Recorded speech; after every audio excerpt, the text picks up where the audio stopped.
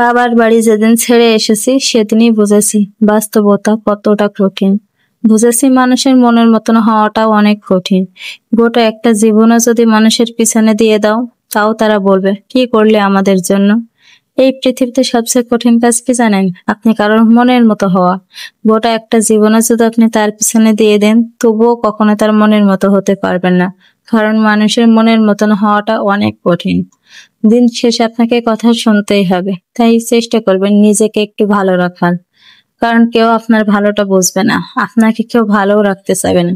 আসসালামু আলাইকুম এভরিওয়ান, সকালে কেমন আছেন? আশা করি সকলে ভালো আছেন। আলহামদুলিল্লাহ, আপনাদের দোয়া এবং ভালোবাসা এবং আল্লাহর রহমতে আমি অনেক ভালো আছি। তো সকাল সকাল ঘুম থেকে উঠে কাজ কাম শুরু করে দিয়েছি। প্রথমে আমি খাটটাকে খুব সুন্দর করে মুছে গুছিয়ে নেবো। আমার মনে হয় খাট যদি গোছানো না থাকে তাহলে পরে ঘরের সৌন্দর্যটা ফুটে ওঠে না। আপনি প্রত্যেকটা জিনিস গুছিয়ে রাখবেন, কিন্তু খাটের উপরে অগোছালো থাকবে, দেখবেন দেখতে একটুও ভালো লাগবে না। আমি তাই চেষ্টা করি সর্বপ্রথম খাটটাকে গুছিয়ে রাখার। এরপরে তো বাকি সব কাজ সেরে নিলাম, ঘর ঝাড়ু দেওয়া, পানি ধরা, সবকিছু সেরে নিয়ে ব্রাশ করলাম। একজনের মুখে শুনেছিলাম কবে যে প্রথমে ঝাড়ুর বদলে ব্রাশ হাতে নিতে পারবো। কথাটার মানে তখন বুঝতে পারিনি, এখন কিন্তু ঠিকই বুঝতে পারি। আসলে বিয়ের পর একটা মেয়ের জীবনে এমন ভাবে বদলে যায় যা সে কল্পনাও করতে পারবে না। এই তো এরপরে খাওয়া দাওয়া করে নিলাম, ভর্তা ভাজি সবকিছু করে সবাইকে খেতে দিলাম, নিজেও খেয়ে নিলাম। এরপর সবকিছু কোটা বাছা করে দুপুরে রান্না বান্না শুরু করে দিয়েছি, নাহলে দুপুরে রান্না করতে আবার দেরি হয়ে যাবে।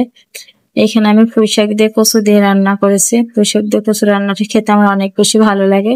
আর সাথে রান্না করবো ইলিশ মাছ। ইলিশ মাছের সাইজটা খুব একটা বড় নয়, আসলে আমাদের মতো মধ্যবিত্ত মানুষদের জন্য বড় সাইজের ইলিশ মাছ খেতে চাওয়াটাও একটা বিলাসিতা। তাই আর কি মিডিয়াম সাইজের এগুলাকে সরিষা ইলিশ করে রান্না করব।